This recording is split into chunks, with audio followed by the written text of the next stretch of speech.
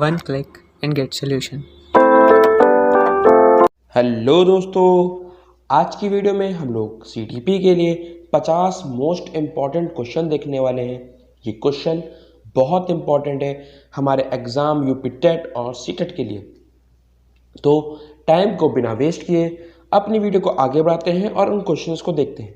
और अगर आप लोग इन क्वेश्चंस की PDF चाहते हैं तो नीचे डिस्क्रिप्शन में हमारे टेलीग्राम और व्हाट्सएप ग्रुप का लिंक दिया गया है, आप लोग वहां से आके करेक्ट होके PDFs ले सकते हैं।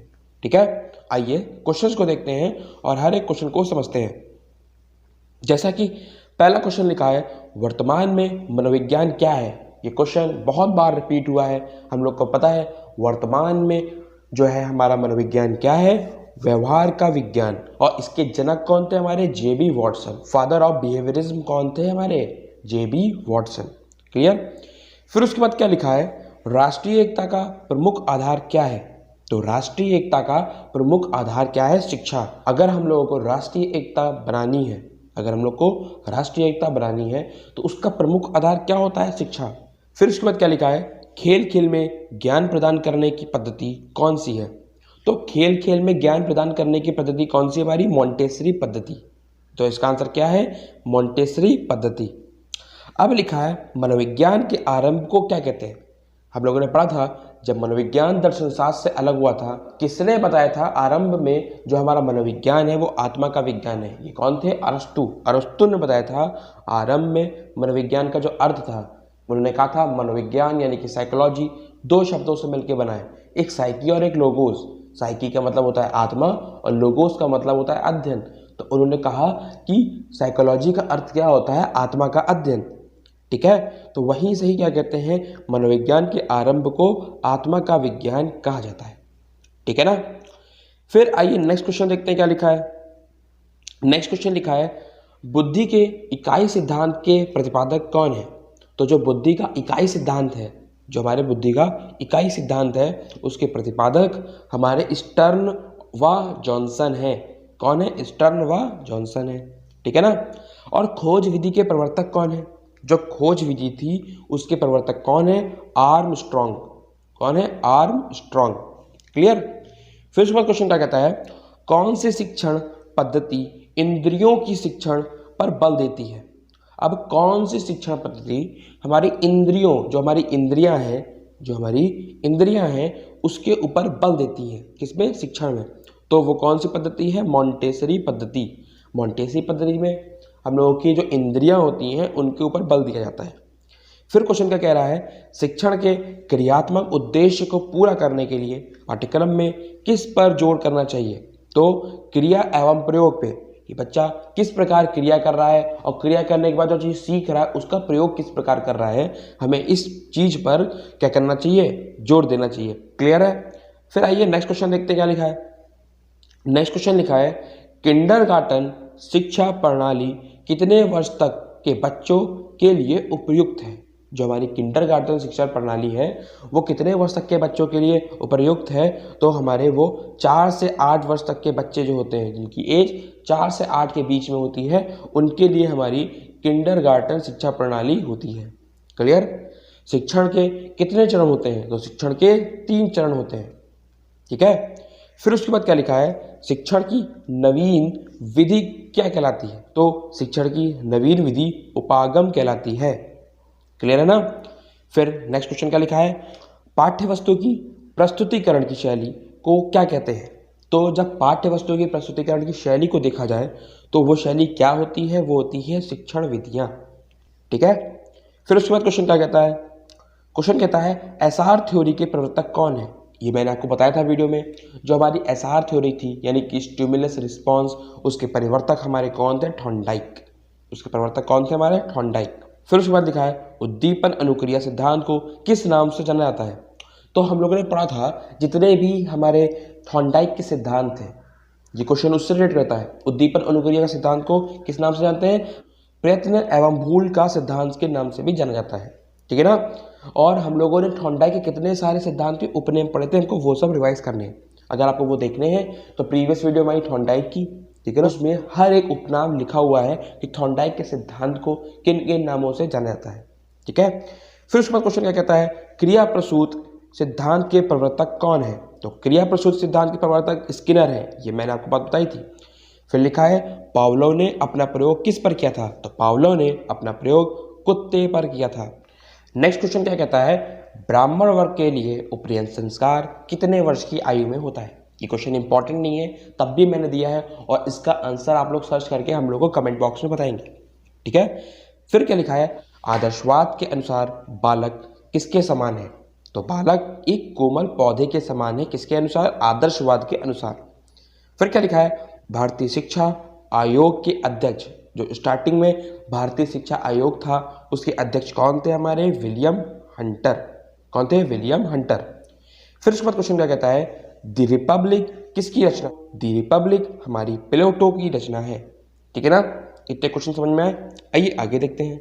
नेक्स्ट क्वेश्चन क्या कह रहा है, शिक्षा प्रथम तथा श्रेष्ठतम वस्तु है जिसे सर्वोत्तम मनुष्य ही प्राप्त कर सकता है। ये कथन किसका है? तो यह कथन प्लेटो का है, ठीक है।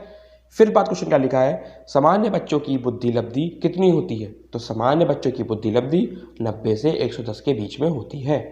कितनी होती है? 90 से 110 के बीच में। फिर क्वेश्चन क्या कहता है, जो बच्चे सामान्य बच्चों से अलग होते हैं उन्हें क्या कहते हैं? तो जो बच्चे सामान्य बच्चों से अलग होते हैं उन्हें विशिष्ट बच्चे कहा जाता है। माध्यमिक शिक्षा आयोग का गठन कब हुआ? तो माध्यमिक शिक्षा आयोग का गठन 1952 में हुआ था। इंपॉर्टेंट क्वेश्चन है, ठीक है ना। आइए इसके बाद वाला क्वेश्चन देखते हैं क्या लिखा है, खिलौने की आयु किसे कहा जाता है? तो खिलौने की आयु हमारी पूर्ण बाल्यावस्था को कहा जाता है, ठीक है। अब इस क्वेश्चन में कंफ्यूजन क्या होती है, इसका आंसर पूरे बाल्यावस्था होगा या शैशवावस्था होगा। अगर दोनों ऑप्शन दिए गए होंगे तो हम लोग लगाएंगे पूरे बाल्यावस्था, ठीक है। अगर सिर्फ शैशवावस्था दिया गया होगा तो शैशवावस्था, और अगर से पूरे बाल्यावस्था दी गई हो तो सिर्फ टिक करके आ जाएंगे। ऐसा इसलिए होता है क्योंकि जो दोनों का टाइम पीरियड होता है वो क्या होता है, मर्ज होता है एक तरीके से, ठीक है ना। फिर उसके बाद क्वेश्चन क्या कहता है, स्किनर के अनुसार मनोविज्ञान का प्रारंभ किससे हुआ? तो हम लोगों ने पढ़ा था जो स्किनर थे वो व्यवहारवादी थे, तो हमारा जो क्या कहते हैं मनोविज्ञान का प्रारंभ हुआ था। मनोविज्ञान का अर्थ क्या था? व्यवहार का अध्ययन। तो इसका आंसर क्या है? व्यवहार का अध्ययन, ठीक है ना। तो आंसर क्या है इसका? व्यवहार से। फिर क्या लिखा है, 20वीं शताब्दी को बालक की शताब्दी कहा जाता है। तो किसका कथन है? तो इसे कथन हमारे एडलर का है कि 20वीं शताब्दी को बालक की शताब्दी कहा गया। ये किसके द्वारा कहा गया? एडलर के द्वारा कहा गया। फिर क्या लिखा है, कृत्रिम जीव का निर्माण करने वाले भारतीय वैज्ञानिक का नाम है। तो भारतीय वैज्ञानिक का नाम क्या है? डॉक्टर हरगोविंद खुराना। आंसर क्या है? Doctor Hargobind Khorana. Next question क्या लिखा है, मनोविश्लेषण संप्रदाय, जो हमारा मनोविश्लेषण संप्रदाय है उसकी स्थापना सिगमंड फ्राइड के द्वारा की गई। फिर उपनयन संस्कार किस शिक्षा काल में किया जाता है? तो उपनयन संस्कार वैदिक काल में किया जाता था। और वंश परंपरा के प्रमुख वाहक कौन होते हैं? तो प्रमुख वाहक हमारे वंश परंपरा के कौन होते हैं? जीन। फिर उसके बाद क्या लिखा है, संप्रेषण मुख्यतः कितने प्रकार के होते हैं? तो संप्रेषण 2 प्रकार के होते हैं, शाब्दिक और अशाब्दिक, ठीक है ना। आइए नेक्स्ट क्वेश्चन देखते हैं क्या लिखा है, बुद्धि के बहुकारक सिद्धांत के प्रतिपादक कौन है? थॉर्नडाइक। ये बात मैंने आपको बताई है। बच्चों का मूल्यांकन कैसा होना चाहिए? तो बच्चों का मूल्यांकन सतत एवं व्यापक होना चाहिए। जो मूल्यांकन होना चाहिए वो सतत और व्यापक रूप से होना चाहिए। फिर दंड क्या है? यह कितने प्रकार के होते हैं? यह एक नकारात्मक प्रेरणा है। यह 6 प्रकार के होते हैं। प्रेरणा के कितने स्रोत होते हैं? तो प्रेरणा के 4 आवश्यक चालक उद्दीपक प्रेरक। वह अवस्था जिसमें बालक क्यों, कैसे आदि प्रश्न करता है। क्यों, कैसे आदि प्रश्न करता है, तो ये अवस्था हमारी कौन है? बाल्यावस्था, ठीक है। बालक के हाथ में पैर एवं नेत्र उसकी आरंभिक शिक्षा है। ये कथन किसका है? रूसो का है। व्यक्ति को प्रभावित करने वाले कारक कितने प्रकार के होते हैं? तो व्यक्ति को प्रभावित करने वाले कारक 2 प्रकार के होते हैं, एक जैविक कारक और एक वातावरण में कारक, ठीक है ना। फिर उसके बाद क्वेश्चन क्या कहता है, बुद्धि और शरीर कैसे कारक होते हैं? तो बुद्धि और शरीर, हमारा जो बुद्धि और शरीर है ये सब क्या है? जैविक कारक है। ये जो बुद्धि है और हमारा जो शरीर है वो क्या है? एक जैविक कारक है। फिर उसके बाद क्वेश्चन क्या कहते हैं, मैकडूगल के अनुसार मूल प्रवृत्ति जो मैकडूगल थे उनके अनुसार जो मूल प्रवृत्ति थी वो कितने प्रकार की होती है, तो वो कितने प्रकार की होती है, 14 प्रकार की होती है। ठीक, मनोविज्ञान के किस संप्रदाय की स्थापना विश्वविद्यालय में ना होकर नैदानिक परिसर में हुई, तो मनोविश्लेषणवाद की जो हमारी स्थापना हुई थी वो नैदानिक परिसर में हुई थी। ठीक है ना, ये बात ध्यान रखिएगा। फिर उसके बाद क्वेश्चन क्या कहता है, बालक की सामाजिकता का प्रशिक्षण किस विधि द्वारा किया जाता है, तो ये किस विधि द्वारा किया जाता है, आजमिति विधि द्वारा किया जाता है। मनोविज्ञान की प्रथम प्रयोगशाला की स्थापना 1889 इटली जर्मनी में हुई थी। लिप्जिंग में हमारी 1879 में हमारी मनोविज्ञान की प्रथम प्रयोगशाला की स्थापना हुई थी। क्लियर है। फिर उसके बाद क्वेश्चन क्या कहता है, शिक्षा की राष्ट्रीय एकता का आधार है, ये कथन किसका है, जवाहरलाल नेहरू जी का है। इंपॉर्टेंट क्वेश्चन है, लगा लीजिएगा टिक, बहुत इंपॉर्टेंट क्वेश्चन है कि हमारा शिक्षा ही राष्ट्रीय एकता का आधार है, ये कथन जवाहरलाल नेहरू साहब का है। बालक मनोविज्ञान के अंतर्गत किसका अध्ययन करता है, बालक के जन्म के पूर्व गर्भावस्था से लेकर किशोरावस्था तक। ठीक है, बाल मनोविज्ञान के अंतर्गत हम लोग पूर्व गर्भावस्था से लेकर किशोरावस्था तक का ही अध्ययन करते हैं। थॉर्नडाइक ने अपना प्रयोग किस पर किया था, तो थॉर्नडाइक की क्या थी, बिल्ली थी। थॉर्नडाइक ने बिल्ली पर प्रयोग किया था।